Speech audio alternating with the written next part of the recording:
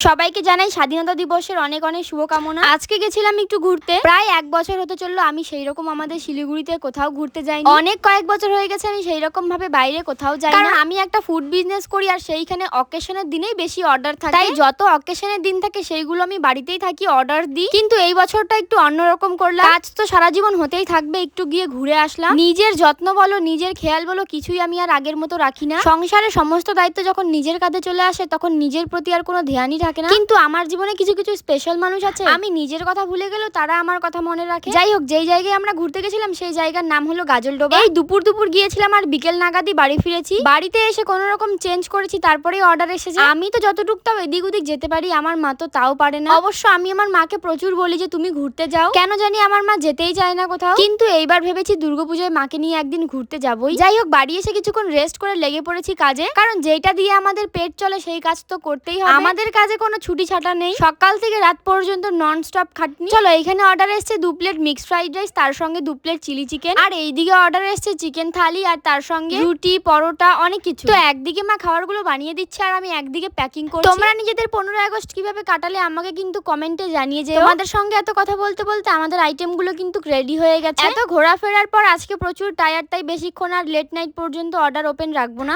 আজকের মতো এটাই হলো আমার শেষ অর্ডার। দেখা হবে তোমাদের সঙ্গে কালকে। Tata, bye bye.